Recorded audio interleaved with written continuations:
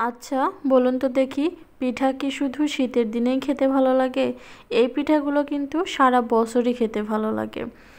আর এটা কিন্তু আমি শুকনো চালের গুঁড়া দিয়ে তৈরি করেছি। সারা বছর আমাদের কাছে ভেজা আতপ চালের গুঁড়ি সব সময় থাকে না। দেখা যায় যে দোকান থেকে কিনতে গেলে শুকনো আতপ চালের গুঁড়িটাই কিনতে পাওয়া যায়। তো বাজার থেকে কেনা শুকনো আতপ চালের গুঁড়া দিয়েই এই পিঠাগুলো আজকে তৈরি করেছি। চলুন কিভাবে তৈরি করেছি সেটা আপনাদের সাথে শেয়ার করি। প্রথমেই এখানে পরিমাণ মতো আতপ চালের শুকনো গুঁড়ি নিয়ে নিয়েছি, বাজার থেকে কেনা হয় যেটা সেটা। দিয়ে দিচ্ছি পরিমাণ মতো লবণ আর সামান্য হাফ চা চামচের মতো বেকিং সোডা দিয়ে দিচ্ছি। এখন এই শুকনো উপকরণগুলোকে একটু হাত দিয়ে মেখে নেব। তারপর হালকা কুসুম গরম পানি দিয়ে এটাকে একটা সফট ডো তৈরি করে নেব। এটাকে কিন্তু প্রথমেই ব্যাটার তৈরি করা যাবে না, একটা ডো তৈরি করে নেব একটু সফট করে। আর অল্প অল্প পানি দিয়েই এই ডোটা তৈরি করব, একেবারে বেশি পানি দিতে গেলে বেশি হয়ে যাবে। তো এভাবে অল্প অল্প পানি দিয়ে সফট একটা ডো তৈরি করে নিয়েছি। আর এটা আমি 7 থেকে 8 মিনিট এভাবেই মেখে নিয়েছি। এই আটাটা যতটা ভালো করে মেখে নেবেন পিঠাগুলো ততটাই পারফেক্ট হবে। আর এই কাজটা কিন্তু আপনাকে হাত দিয়েই করতে হবে। এই যে সফট একটা ডো তৈরি করে নিয়েছি, এখন এটাকে রেস্টে রেখে দেব আধা ঘন্টা থেকে 1 ঘন্টা পর্যন্ত। আমি আধা ঘন্টা পর ফিরে আসলাম। আপনাদের হাতে যদি সময় বেশি থাকে তাহলে 1 ঘন্টাও রেখে দিতে পারেন। তো আধা ঘন্টা পরে আমি এটাকে আবারও 3 থেকে 4 মিনিট এভাবে মেখে নেব।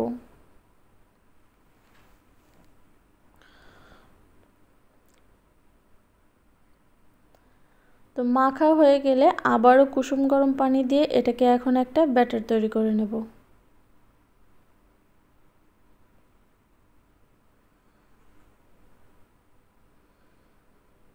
এভাবে একটু ফেটিয়ে নেব। এই তো আমার ব্যাটারটা রেডি হয়ে গেছে। আমি প্রথমে এভাবেই দিয়ে দেখব, পরে যদি মনে হয় একটু ঘন হয়ে গেছে তখন আমি আরও একটু পানি অ্যাড করব। ওদিকে চুলাতে কড়াই বসিয়ে দিয়েছি, আর কড়াইটা কিন্তু অলরেডি গরম হয়ে গেছে। আর প্রত্যেকটা পিঠা দেওয়ার আগে এভাবে ফেটিয়ে নেবেন, তাহলে পিঠাগুলো খুব ভালো হবে। তো দেখুন কড়াইতে কিন্তু ধোঁয়া উঠছে, এই অবস্থায় এখন একটু ব্যাটার ঢেলে দিচ্ছি। আর চুলার আঁচটা কিন্তু মিডিয়াম হাই হিটেই রাখতে হবে সব সময়ের জন্যই। এই পিঠা বানাতে গেলে চুলার আঁচটা খুবই জরুরি, সব সময় মিডিয়াম টু হাই হিটেই রাখতে হবে। দেখতেই পারছেন প্রথম পিঠা মাশাআল্লাহ দারুণ হয়েছে। তো আমার মনে হচ্ছে একটু ঘন হয়ে গেছে, তার জন্য আমি আরও 2 টেবিল চামচের মতো পানি মিশিয়ে একটু পাতলা করে নিয়েছি। তারপরে ঢাকনা দিয়ে ঢেকে রেখে দিচ্ছি 2 মিনিটের জন্য।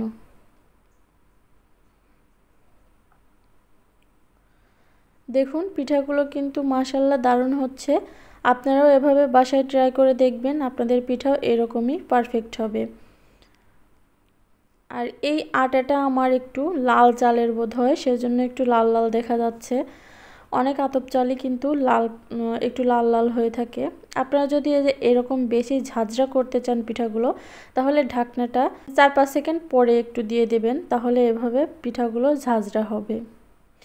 এই পিঠাগুলো কিন্তু আপনারা দুধে ভিজিয়েও খেতে পারেন, মানে দুধ চিতই পিঠা বানিয়ে খেতে পারেন। তো আমি আজকে এটা ভর্তার সাথে সার্ভ করে দেব, তার জন্য দুধে ভেজাইনি। তো এভাবেই সবগুলো পিঠা আমি তৈরি করে নিয়েছি, আর দেখতেই পারছেন সবগুলো পিঠাই কিন্তু মাশাআল্লাহ পারফেক্ট হয়েছে। আপনারাও সেমভাবে এই পিঠাগুলো বানিয়ে দেখবেন বাজার থেকে কেনা আতপ চালের গুঁড়ি দিয়ে। যারা কোনোদিনও তৈরি করেনি তাদেরও মাশাআল্লাহ পিঠাগুলো দারুণ হবে। তো রেসিপিটা ভালো লাগলে ফ্রেন্ডস অ্যান্ড ফ্যামিলিদের সাথে শেয়ার করে দেবেন। আর আমার চ্যানেলটা সাবস্ক্রাইব করে পাশে থাকা বেল বাটনটা অন করে দেবেন, তাহলে পরবর্তীতে যখনই কোনো নিত্য নতুন রেসিপি আপলোড করব নোটিফিকেশন আপনাদের কাছে পৌঁছে যাবে। তো সবাই ভালো থাকবেন। আল্লাহ হাফেজ।